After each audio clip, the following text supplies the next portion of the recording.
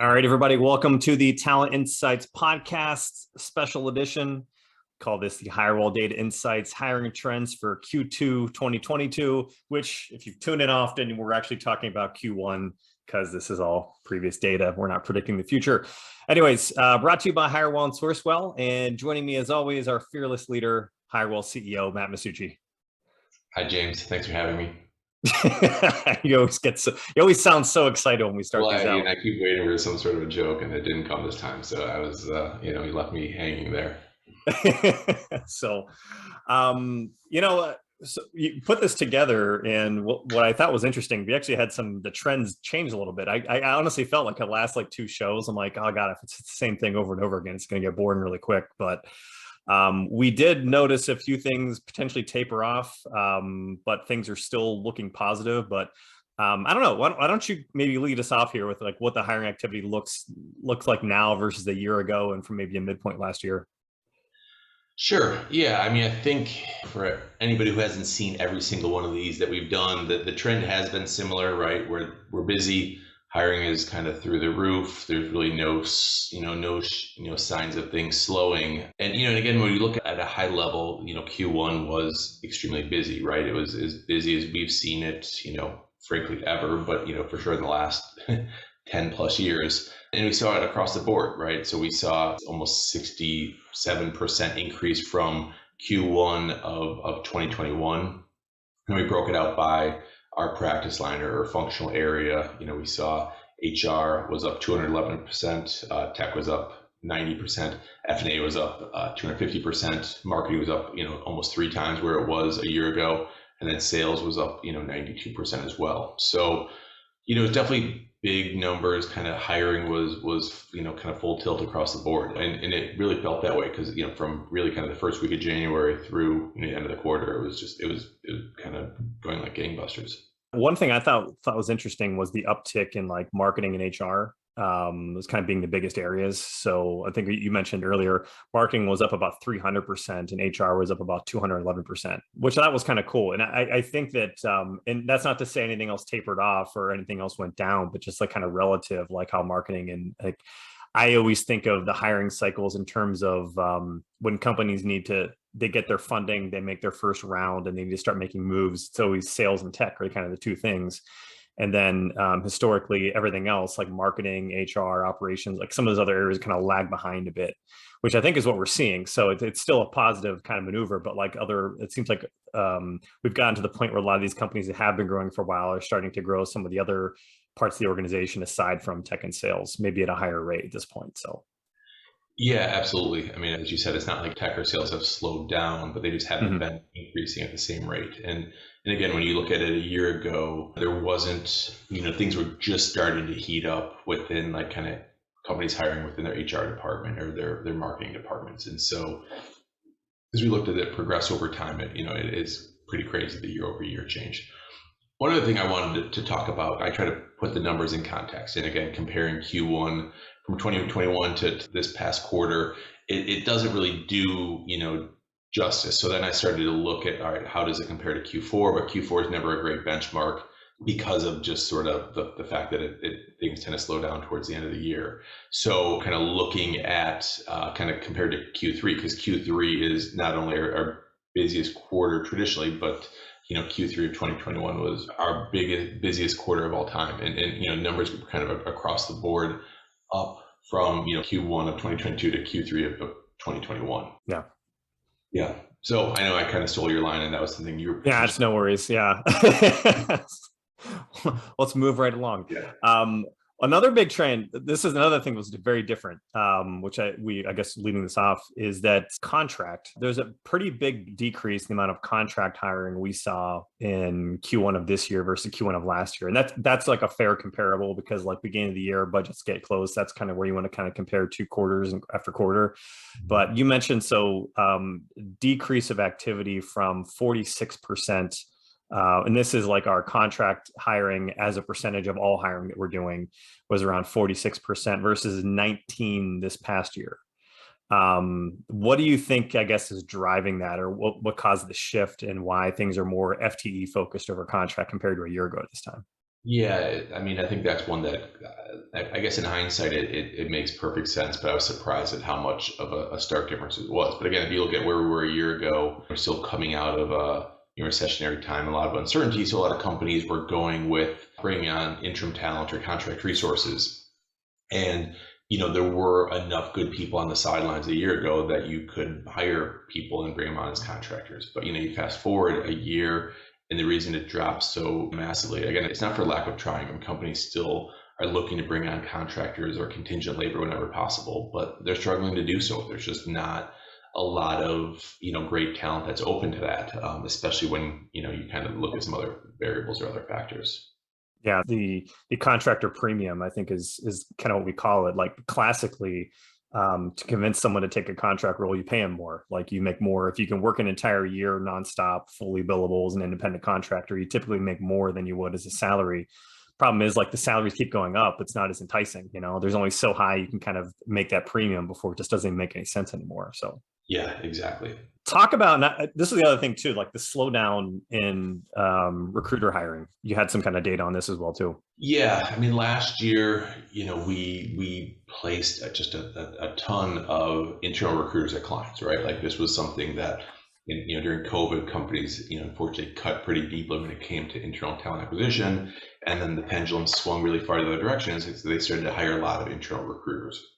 So last year, average per quarter, we placed, roughly 25 internal recruiters per quarter.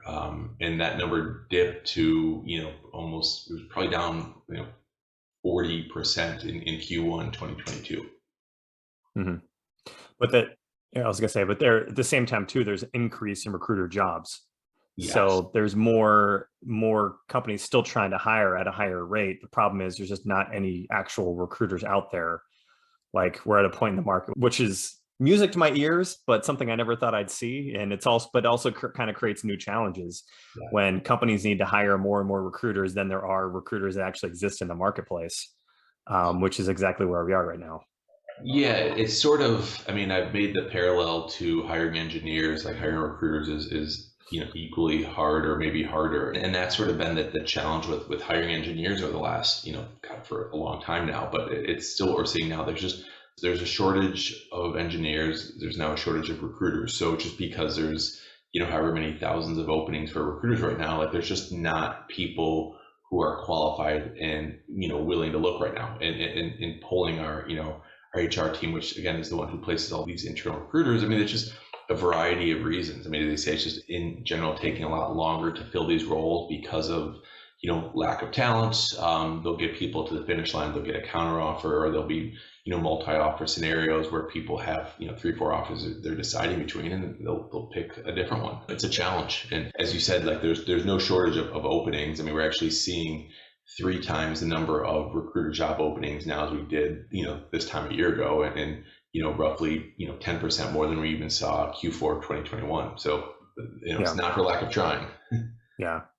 Well, that's the other thing too. And this maybe this kind of skips. I know we want to kind of end on like things we see moving forward, but it's a good kind of throw this out there. Like our whole investment and growth thesis is that we need to be able to find ways to hire more and recruit more with less actual recruiters, because one way or another, that's what's going to happen. So you've got the sourcing tech, Sourcewell, which we're kind of creating. So like the recruiters you have can actually just not have to be tied to their LinkedIn screen, doom scrolling as much, because the technology will just be better and actually give them the results they need in less time. The Rainmakers acquisition we made just a couple of weeks ago now, like I was talking with, we actually recorded this is my second show of the day, by the way, Matt. So if I'm a little low energy, it's because I feel like I'm spent You're always talking to high Jeff. energy. Yeah, I know. Talking to Jeff about like marketplaces and whatnot. If part of your job can be turned into a platform, then it should be, and I think that's part of what's driven the lack of innovation in recruitment, is the fear of like working yourself out of a job. But at the same time too, I think there's just more important challenges recruiters need to be focused on. And I think there are a lot of elements of our job that can be turned into like an online marketplace that should be. And then I know this is something that's been near and dear to your heart for a long time, which we haven't officially launched yet, but maybe someday, but maybe in the horizon, a Hirewell we want to do that internally. But at some point, I do think the recruitment industry needs to look at itself the same way that the tech industry does with boot camps and everything else. Like 15 years ago, people like kind of looked down on boot camps. You remember those early days? And Yeah. now it's like a major source of like, technical talent. I do think we're coming to that point with recruitment, that recruitment's obviously not as difficult of a job to learn as tech, but maybe that's all the more reason why creating boot camps and something to get people up to speed to learn how to recruit in 3 to 6 months is something that we're going to see more of. So Yeah, I mean, if you think about it, you hit the nail on the head. When you're talking about training engineers, it's tricky because oftentimes engineers start studying computer science in college and do it for 4 years with internships. So it's hard to really replicate that in a boot camp. But I mean, we both backed into recruiting like pretty much everybody else that does it did. And I mean, I went through a 2-week training program. I don't know if you even went through a training program at all when you got into it. So it's mostly self-taught or kind of done anecdotally in a small group setting. So it's an area that we think, stay tuned, I guess, because we have some interesting plans and ideas that we're going to launch with it. And, it makes sense. I mean, it's something where universities don't teach it. There's clearly a need in the market, and we're excited to, kind of help fill it. all right. Let's move on to, I actually talked about this today. I'll be honest, nowadays, my LinkedIn posts are usually just like my prep notes for every show we're creating, just much more efficient that way. Did we finally hit a peak here, salary wise? Is it too soon to call that, or? I don't know if it's too soon, but it's also, I think everybody can agree that the numbers we are seeing and the rates that were going up were just not really sustainable. I mean, because there's only so much money out there, and that's kind of what we'll talk about in what we're seeing in the future. But yeah, I mean, when it comes to salaries, just again, last year we saw massive increases in the salaries we're seeing. So from Q1 through Q4, we saw a 30% increase in the average salary of recruiters we're replacing. On the engineering side, we saw an 18% increase. So I think engineers started around like 115K for the year, and they ended up at 134K. Recruiters, I think, Q1 started at an average about 85, 86K, and ended up around 110. I always, let me interject real quick, because last time I threw these numbers out there, I had people yelling at me, "Oh my God, those are so low." I'm like, I always have to mention these are like for recruiters or engineers, we're talking across the country, all levels, so both junior and senior mixed in, all focus areas, so tech recruiters and non-tech recruiters. Before anyone freaks out, because yes, like your senior tech recruiters are higher than that. We have to So explain to recruiters how average is calculated. yeah, I have to do that quite often, apparently. Anyways, there's a lot of our audience who want to be making fun of you, but yes, means there are some higher and then there are some lower. But yes. Yeah, and I had some notes on that because there's, while we saw like a flattening in the average, in looking at a little bit more detail, like it was really like, and I'm not going to get too far, it's been a really long time since I've taken a statistics class, but the deviation from that average was quite large. And so we still, in both recruiters and engineers, we saw a handful of really big offers, meaning, well over 30% above those averages. And again, on the engineering side, those are 200K plus offers, and in recruiters, some above, 140, 150. But we also saw, and what brought the average down, if you want to understand how averages are calculated, is that there are quite a few lower level or lower, dollar offers. And so it makes sense, because that's how you combat this stuff, as companies start hiring less experienced talent at lower price points to, kind of make the numbers work a little bit more. Because again, not everybody's, Netflix or Google or Amazon, it can pay, all in, 300K plus, offers to engineers. And that's how companies need to compete. And it makes sense. I mean, that's just what you see with talent, is where companies start to go after less experienced talent and kind of grow their own or build their own. And it's kind of logical, and hopefully will make things a little bit more sustainable going forward. Yeah. So there's only one market in the world that will continue to go up no matter what forever, and that's the stock market. It's just, Yes. anyways. But I was having Twitter conversation about this as well too. I'm like, just relax, guys. We had a 30% increase last year, recruiter. If you don't get a 30% increase this year too, that doesn't mean the world is ending at the same time. So anyway, all right. What else you want to talk about? And I kind of stole the lead on this one. We were talking about kind of trends in hirings, automation of marketplaces, but I didn't know if anything else you want to kind of hit on here. No, I mean, we've obviously made some big bets and kind of decisions on how we're going to move forward, whether, automation on the sourcing side or, building on marketplaces. As we've said for a while now, the recruiting tech is something that is lagged other areas. Technology hasn't truly disrupted our space.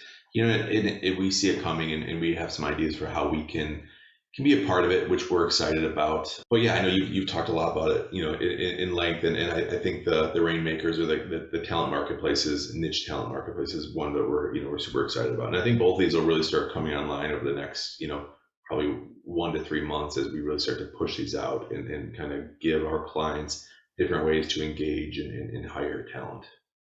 Yeah. I think other things I'll be curious to see throughout the rest of this year, maybe the next quarter, is just like inflation from this, not salary inflation, but inflation from like a consumer products and commodities and everything else, because it's a topic that we can't avoid.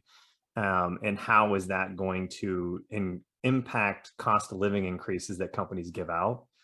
And if they don't give it out, does that contribute to what I'm now calling the quitters market, as opposed to the great resignation? Because I think quitters market is just a better way of saying it. But what happens there? Because I don't know if every company is able to give 7 or 8% increases to their staff. That sounds like crazy. And if they don't, does that mean that's like another thing on the chopping block, which is going to make people lose talent? Because it seems like you don't need an excuse to lose talent in this market, because people have so many options.